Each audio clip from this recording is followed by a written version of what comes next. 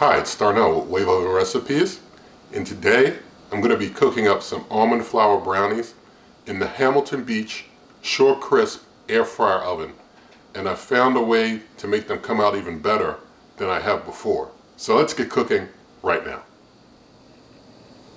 So let's go over the ingredients for this cook.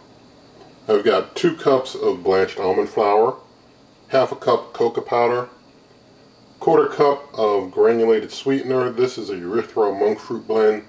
Usually they sell it in a packet that comes white, looks like other white granulated sweeteners, but this time they happen to have gold, and so mine is golden colored, but that is not brown sugar. Use regular granulated sweetener. They just put that gold color in there for whatever reason of their choice. But this is 2 teaspoons of baking powder, 2 teaspoons of guar gum. I've got 1 teaspoon of vanilla extract, 2 large eggs. Going to be using a 1/4 cup of raw honey, and the last ingredient I have off to the side here is a 1.5 sticks of melted butter here. So what I'm going to be doing, I'm going to be mixing the wet and the dry ingredients into separate bowls, and I've got a pan here. Usually in all the other cooks I've done of brownies, you see me use like a glass, basically a glass pan, and so I found that using this 9-inch round cake pan is what makes a big difference in making almond flour brownies.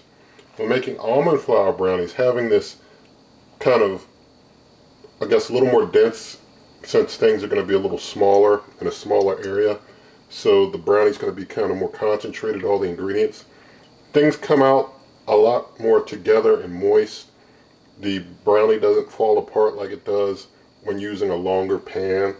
So I found that using a pan that keeps things together in a more dense area works out better for almond flour brownies. So I'm going to be using that pan, which I'll spray with some extra light olive oil. So I'm going to go ahead and get all the ingredients mixed into separate bowls now. So I've got the wet and the dry ingredients mixed together in separate bowls. I've kind of made a big dent or hole in the middle of the bowl with the dry ingredients, because I'm going to pour the wet ingredients right into the middle of that hole and then fold all the dry stuff in on it and just kind of start mixing it up. So pouring the wet on in there like that. Now I'm going to just basically fold the dry on in over it and get things all mixed together. Alright, I've got my brownie batter all made, so I'm going to go ahead and put it into my bake pan now. Get it on dropped in. And I think if you want to use like a larger bake pan and you want your almond flour brownies to turn out not being too brittle, you definitely want to like double this recipe, or just use a lot more ingredients so that you have a dense amount of ingredients across the surface area of the pan that you use. But this seems to work perfect for a 9-inch round bake pan from my experiences now with this.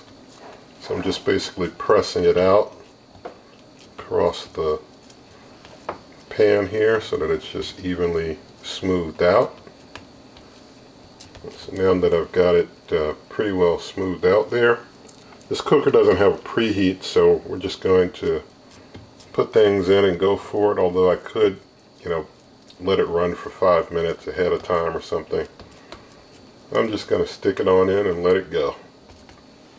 So we open up the easy reach door, got the rack on the low rack level, close up, got things set to bake, 350 degrees Fahrenheit cooking temperature.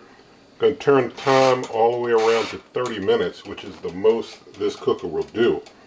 And so I'm going to go ahead and let that cook for 30 minutes or less, depending on how things look, and I'll bring you back.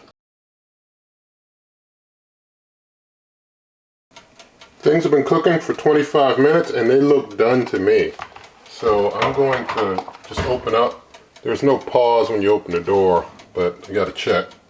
Things feel done, they're done. So there you go. Can't hold them too long because this thing gets hot. So, but there you go, our finished brownie. So I'm going to take it out, set it aside, let it cool down.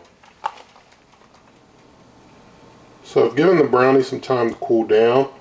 I probably could have pulled it 5 minutes sooner, but you who have watched enough of this channel know that I like to cook things. So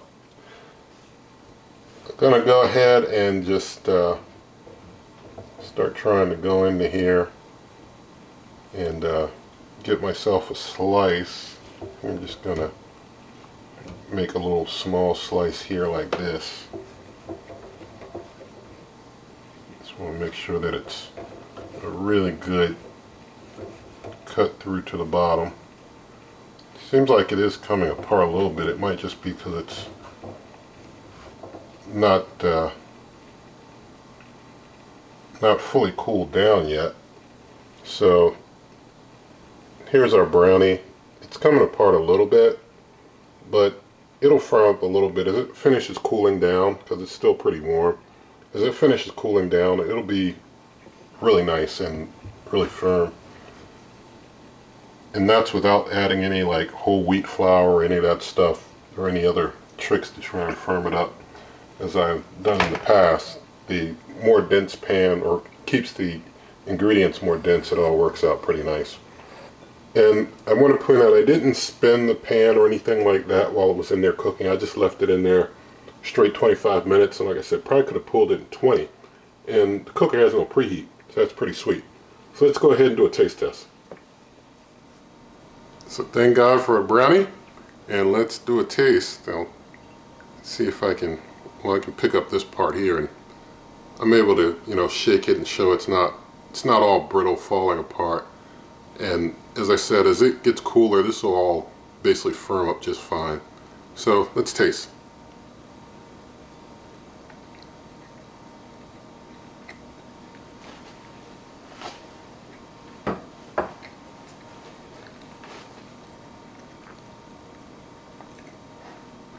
Okay, tastes good.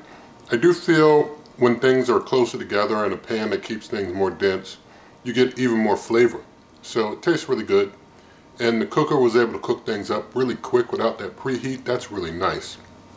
So the cooker can do your air frying, do your baking, it can do your toasting, it can do all that in a little cooker. So it does a good job. And so in the video description, you'll see lots of ways to help this channel, such as the cookbook and merch memberships, referral links, all that good stuff. And so with all of that said, if you did like the video, please give it a thumbs up, share the video with a friend, leave your comments, subscribe to the channel, hit that notification icon, and good eating.